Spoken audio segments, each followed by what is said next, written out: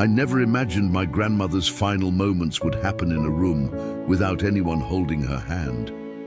When the call came that morning, I felt something inside me collapse. Not suddenly, but in a slow, sinking way, the kind that doesn't let you breathe right. The nurse spoke gently, almost apologetically, telling me Margaret Collins had passed during the night. Peacefully, she said, quietly. But the word that stayed ringing in my mind long after the call ended was alone. She died alone. And no matter how softly someone tried to say it, it still felt brutal. My mother didn't react the way I expected. She simply nodded after I repeated the news, wiped her hands on a dish towel, and whispered a small, "Okay." There was no trembling, no tears, no moment of silence for the woman who raised her, just distance. A distance I'd grown used to, but that suddenly felt sharper than ever. Their relationship had been broken for decades, fractured in ways I never fully understood. They spoke only when necessary, and even then, only through words so thin they sounded like they might crack. I always assumed it was just stubbornness. Strong personalities, a mismatch of hearts. But now, with my grandmother gone, that distance felt unforgivable. I found myself sitting in my car longer than I planned, staring at the road, but seeing nothing. Memories drifted in, Margaret brushing crumbs off my shirt, telling me stories about her childhood, humming softly while folding laundry. She had always been gentle with me, never raising her voice, never letting me feel unwanted. I didn't understand how someone like that ended up leaving this world without a single familiar hand to comfort her. And it stuck to me like a cold shadow. Had we abandoned her? I kept thinking about the last time I visited her. She sat by the window in the assisted living room, the morning light softening the lines on her face. She looked tired, but she still smiled when she saw me, and that smile carried something quiet, something I didn't recognize back then. A kind of resignation, a knowing, as if she had been waiting for something she wasn't sure would come. Now, thinking of that moment, I realized it might have been me she was waiting for. Guilt crawled up my spine as I remembered the weeks I postponed visiting her, convincing myself she'd be fine, that she'd wait, that she'd understand. And maybe she did. But understanding doesn't erase loneliness. It doesn't hold your hand at night. It doesn't soften the silence that grows louder with every day someone doesn't show up. When I finally made myself drive to the facility, the hallways were quiet. Too quiet. A nurse I recognized offered a sympathetic smile as she guided me to her room. I stepped inside expecting to feel prepared. But nothing prepares you for seeing a body without the life that made it familiar. Her hands were folded neatly, her expression soft, almost peaceful. But the chair beside her bed was empty. No blankets draped over it from someone keeping vigil, no signs of recent conversation, just a single white daisy placed on her bedside table, probably by a nurse who didn't want her to look forgotten. I approached slowly, feeling my heartbeat thicken. I stood over her, and my throat tightened in a way I couldn't control. This woman had once been the warmest part of my childhood, and now she was cold skin and quiet air. I reached out and touched her hand. It felt lighter than I remembered. Fragile. I whispered, "I'm sorry," because it was all I could think to say. I wasn't sure what I was apologizing for. Maybe for not being there, maybe for the years of distance, maybe for everything none of us knew how to fix. My mother didn't come. She said she couldn't. She said it was better that way. I didn't believe her, but I didn't push. There were things between them I didn't understand, things no one ever explained. And now, with Margaret no longer here to speak, I feared those answers would remain buried forever. But deep down, beneath the grief and the guilt, something in me felt unfinished, as if there was something she hadn't said, something she wanted me to know, a truth she never had the chance to give me. It made my skin prickle with a strange anticipation, though I couldn't explain why. On the drive home, I couldn't shake the sense that her story wasn't done, that her last moments held something unspoken, something meant for me, a message, a piece of her heart she couldn't leave without sharing. I didn't know then how right I was. And before the story continues, I want to ask you something. As someone who understands how fragile these moments can be, if this story is touching you, comment below where you're watching from and what time it is right now, because sometimes the smallest connection can bring a heart back to life. Grandma Margaret's house looked smaller than I remembered. Maybe it was always this size, and it was my childhood that made it feel enormous, those summers when the world was simpler and her front porch felt like the safest place on earth. But that morning, standing at the old wooden gate with the key trembling between my fingers, the house seemed tired, as if it had been holding its breath, waiting for someone, anyone, to come back. The hinges groaned when I opened the gate, a sound so familiar it tugged at something deep in my chest. I stepped onto the porch, noticing the details I once overlooked. The chipped paint on the railing, the wind chimes she loved that hadn't sung in weeks, the welcome mat worn almost to threads. Every inch of the place whispered her name, and yet she wasn't here to answer. I pushed the door open, and the scent washed over me immediately, lavender, warm dust, and something faintly sweet. It smelled exactly like her, exactly like every hug she ever gave me. I almost expected her to step out from the kitchen, wiping her hands on an apron, smiling like she always did. But the silence inside the house wasn't just absence. It was final. I walked slowly, almost reverently, letting my fingers brush across the walls and picture frames, photos of birthdays, holidays, ordinary afternoons. Moments she preserved like treasures, even when the rest of us moved on. I saw a picture of myself at 6, missing a front tooth, holding a cookie the size of my face. She framed that moment. She framed everything that made her feel close to us, and yet, when she needed us most, none of us were here. I found myself whispering, "I'm here now, Grandma," even though the house wasn't listening. The living room was frozen in time. Her knitting basket beside the armchair, yarn halfway unraveled. A book on the coffee table with a dried leaf marking the page. The TV remote placed neatly beside it. A blanket folded exactly the way she always did, corners perfectly aligned. She kept living this carefully, even when no one was watching. It made my throat tighten. I walked toward her armchair and felt a strange heaviness settle over me. I sat down in the spot that had shaped itself to her over the years. The cushions sank gently beneath my weight, and for a second I closed my eyes. I could almost hear her voice, almost feel her presence, almost believe that if I opened my eyes, she'd be sitting across from me, telling me not to slouch. But when I opened them, I was alone again.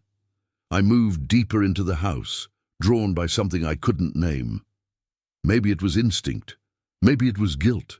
Maybe it was the ache of knowing I was about to step into the last pieces of her life, the parts she hadn't shown anyone else. Her hallway felt narrower than before. The floor creaked beneath every step, as if complaining about the long months it had gone untouched. The air was still, heavy with unsaid words. I stopped outside her bedroom door. It was cracked open just enough to be unsettling. She never left doors open. She never left anything undone.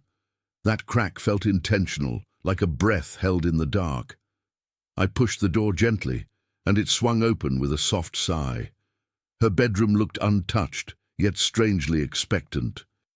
The curtains were drawn, letting in just a thin line of morning light that sliced across the floor. Her bed was made neatly, far too neatly for someone who hadn't slept there recently. Her rosary lay beside an empty glass on the nightstand. A sweater hung on the back of her chair, sleeves stretched slightly as if she had worn it often. I stepped closer, absorbing everything. Every detail mattered. Every object felt like a clue.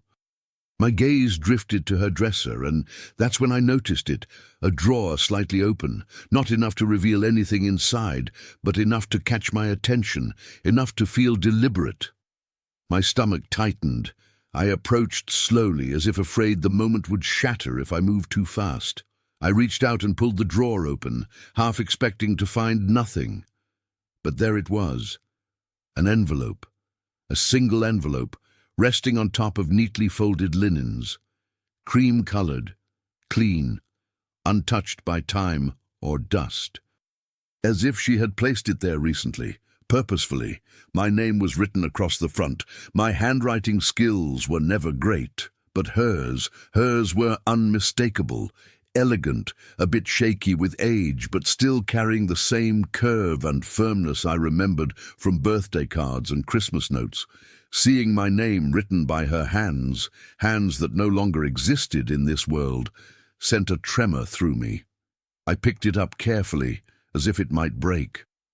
My heartbeat grew louder, filling the room. This wasn't a farewell gift. This was a message, something she couldn't say out loud, something she didn't trust anyone else to hear. Why me? Why not my mother? The question echoed in my mind as I sat down on the edge of her bed, the envelope trembling in my hands. The silence around me deepened, thickened. I felt the weight of decades pressing through the paper. I slid my thumb along the seal, ready to open it, and stopped.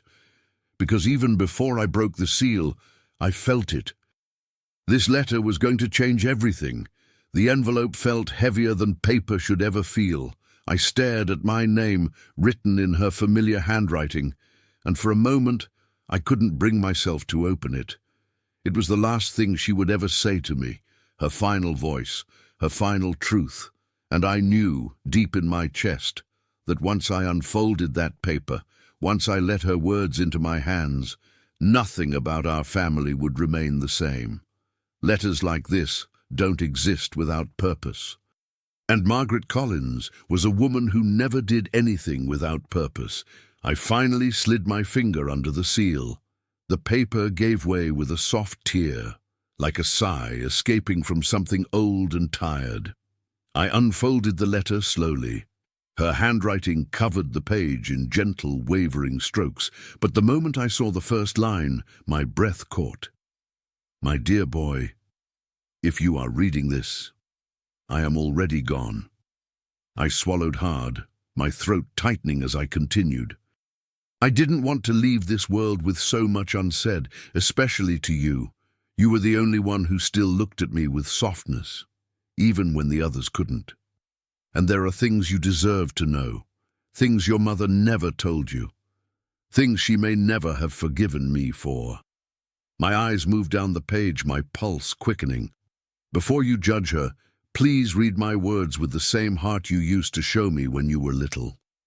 When you would run into my arms without hesitation, without fear, without the weight of anybody else's choices. I want you to remember that feeling, because this story begins long before you were born. It begins with your mother. My chest tightened. My mother rarely spoke about her childhood. Whenever I brought it up, she shut down, changed the subject, or excused herself from the room. I'd assumed it was simply painful for her. I never imagined my grandmother would be the one to open that door. The next lines were written with more pressure, the ink darker, as if she had struggled to get the words out. Your mother and I were not always estranged. When she was young, she was the brightest part of my world. She was gentle, curious, full of laughter. I loved her with every piece of myself. But something changed when she turned 13, something I didn't understand, something I was too blind to see. I leaned forward, gripping the paper tighter. There was someone in her life then, someone I trusted, someone I should never have allowed near her. And by the time I realized it, the damage was already done. My breath caught. A chill ran down my spine. The room suddenly felt smaller, darker. Your mother tried to tell me once, but I didn't listen. I thought she was exaggerating, that it was just another argument between a child and the man I believed she would eventually accept as part of our family. I didn't want to see the truth. I didn't want to admit that I had chosen wrong. And because of that, she suffered. Because of my denial, she walked away. My hands trembled slightly. I could feel my pulse in my fingertips. When she left home at 17, she didn't just walk away from me.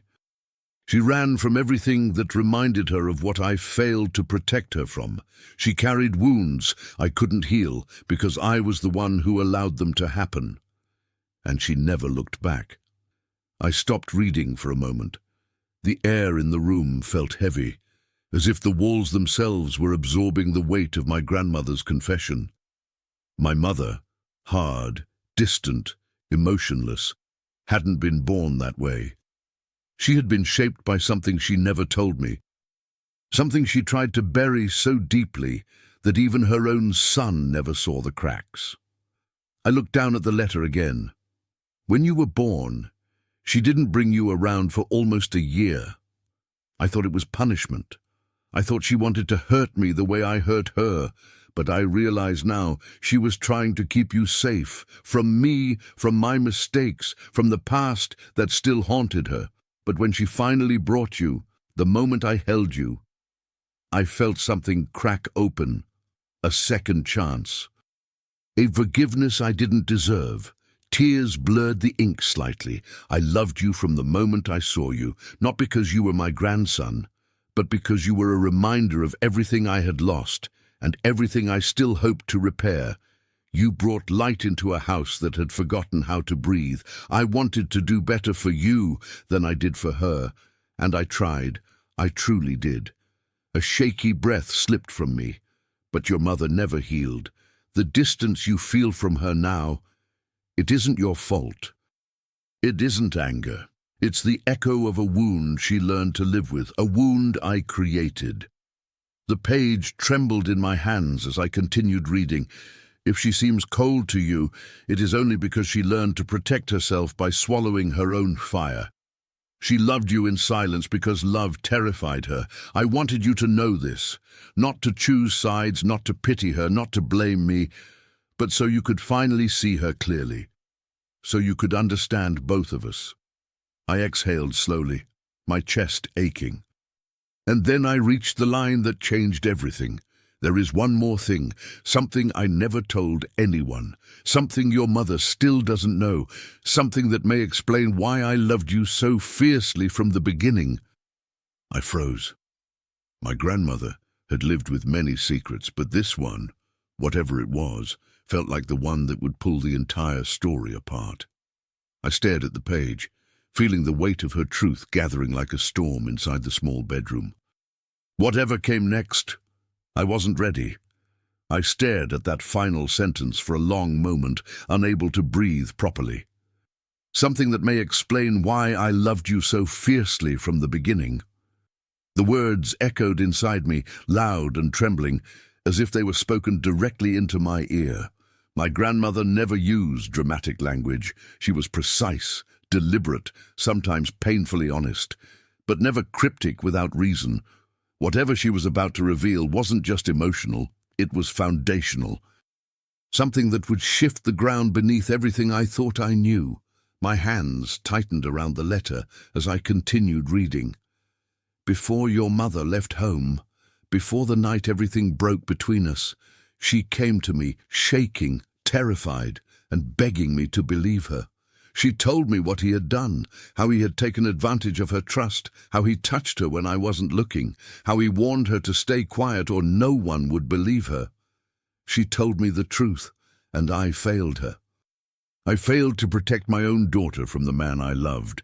I closed my eyes, feeling my stomach twist. The familiar ache of anger, quiet, confused, misplaced, surged through me. My grandmother continued. When she confronted him, he lied with a confidence that fooled me.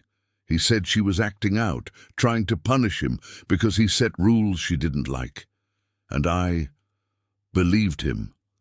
God help me, I believed him. And in choosing him, I chose against her.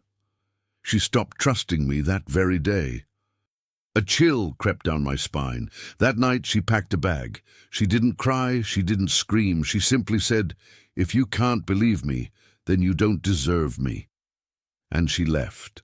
I begged her to stay. I told myself she was being dramatic. I told myself she'd come back. The next line hit me like a blow. She never did. My throat tightened painfully, the silence of the room suddenly pressing in on me from all sides.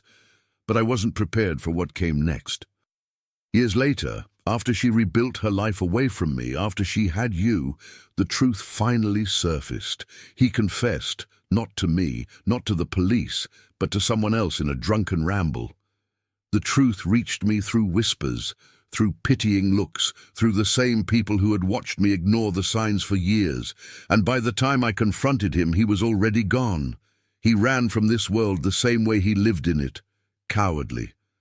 I swallowed hard, a bitter taste filling my mouth. I spent years trying to find your mother, to beg for forgiveness. When she finally let me see her again, she was no longer the girl I raised. She was guarded, wounded, and she refused to speak about the past. She let me hold you only because she knew I had lost everything else. You were the only piece of her she let me keep. A quiet, aching thought surfaced inside me.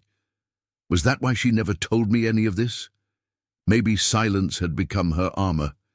Maybe forgetting was easier than remembering. I looked down and continued reading, my heart pounding. There is something else I must tell you, something I never intended to carry to my grave, something I have feared for years, feared because I didn't want to hurt you. But you deserve the truth, even if it trembles. The next sentence unfolded slowly, each word feeling heavier than the last. Your mother became pregnant during the darkest period of her life, and for months she hid the truth from everyone, including me. When she finally allowed me to see her again, she was already showing. She didn't tell me who the father was. She didn't tell anyone. But the way she looked at me when she placed you in my arms, I knew.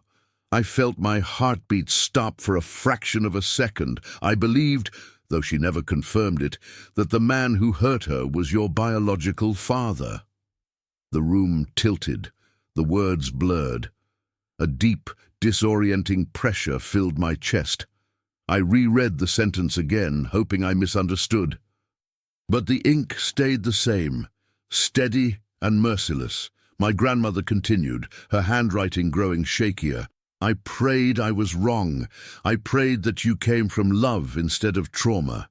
But your mother carried the truth silently her whole life, and I never pushed her. When you were born, she looked at you with a fear I didn't understand at the time. Not fear of you, but fear of what you represented. You were a beginning and an ending all at once. My breaths grew shallow. I sat completely still, the letter trembling in my hands. Do not let this define you, my dear boy. You are not the product of a monster. You are the miracle that pulled your mother out of the fire. You gave her a reason to fight. You saved her life in ways she never managed to say aloud, and I loved you so fiercely because part of me believed I owed you everything I failed to give her. A tear slid down my cheek, then another. If your mother kept you at a distance, it was not because she did not love you. It was because she was terrified that the past would repeat itself, that she would fail you the way I failed her.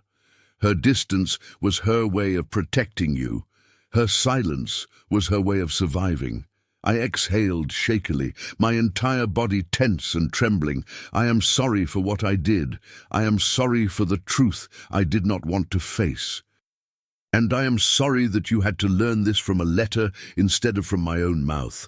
But please, do not let this truth destroy you. Let it free you.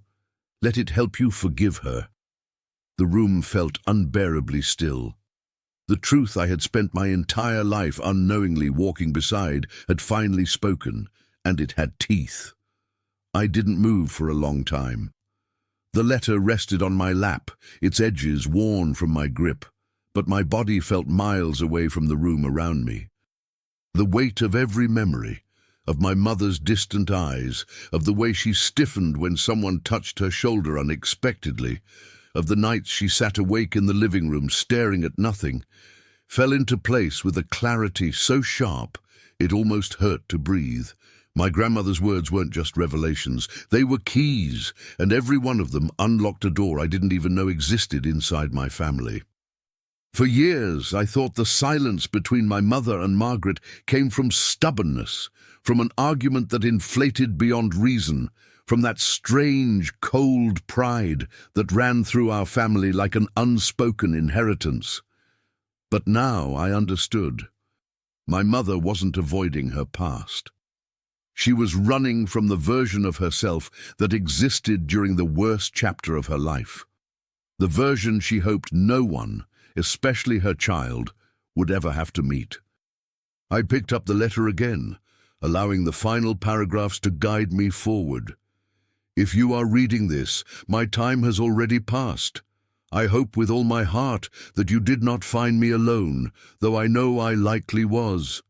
That is my punishment, one I accepted long ago.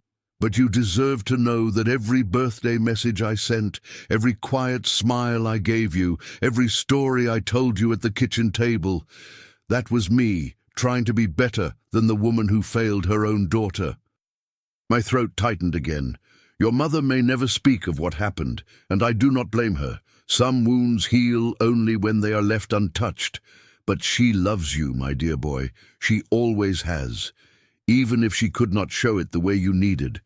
I hope this truth gives you understanding, not sorrow, compassion, not resentment, healing, not echoes of pain.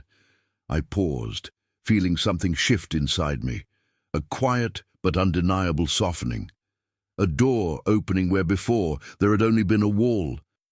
Please remember one thing. You are not defined by the darkness that preceded you. You are defined by the light you choose afterwards. And if there is one legacy I hope to leave behind, it is this. You were the best thing that ever happened to this family, even if the people who loved you most did not know how to tell you. I pressed the paper to my chest, as if the warmth of my skin could somehow bring her voice closer. I'd looked around the house, Margaret's house, the one that held every version of her, the young mother who fought for her daughter, the broken woman who believed a lie, the aging grandmother who tried to make things right, and the lonely soul who left this world with the truth finally ready to be spoken. I didn't know what to do in that moment. I didn't know whether to mourn her, rage for my mother, or grieve the version of myself who believed he came from a clean and uncomplicated story. But then I thought about her last request, about forgiveness, about understanding, about choosing light. So I stood up, and I walked to the front door. And for the first time in my life, I dialed my mother without hesitation. When she answered, her voice sounded tired, guarded, like someone expecting another disappointment. "Mom," I said quietly. There was a pause, a long one, the kind that holds a lifetime inside it. "Are you okay?" she finally asked. I felt something break open in my throat. "No," I whispered, "but I want to be, and I think we need to talk." Another long silence. Then, slowly, her breath trembled. "Okay," she whispered. "I'm here." It was small, but it was a beginning, and sometimes beginnings are enough. I folded the letter for the last time, smoothing its creases the way you would smooth the blankets of someone you loved and lost. I slipped it into my jacket pocket, not to hide it, but to carry it, to let it live alongside me instead of inside a drawer, forgotten like the truth once was. Margaret was gone, but her final words were already reshaping the space she left behind, not with pain, but with clarity, and with a kind of love that outlives even the deepest wounds. Her house felt different when I walked out, not lighter, not yet, but no longer haunting. The air didn't press against me the way it had when I first stepped inside. Instead, it felt like something had been released, like she had been waiting, All this time for someone to finally understand her truth. As I locked the door behind me, a soft breeze moved through the porch, stirring the old wind chime she used to love. Its fragile tones drifted into the evening air, almost like a goodbye or a thank you. For a moment, I let myself imagine her standing beside me, smiling that small, gentle smile she used to save for quiet moments. I knew the road ahead wouldn't be simple. The truth she left me with wasn't a clean cut, it was a deep wound, but one with edges that could finally begin to close. My mother and I had years of silence to unravel, years of distance to bridge, and maybe years of pain to forgive. But for the first time in my life, I felt like I wasn't walking blind. Margaret had placed a light in my hands, a truth that hurt, yes, but one that could guide us somewhere better. Some stories destroy you, but some finally set you free.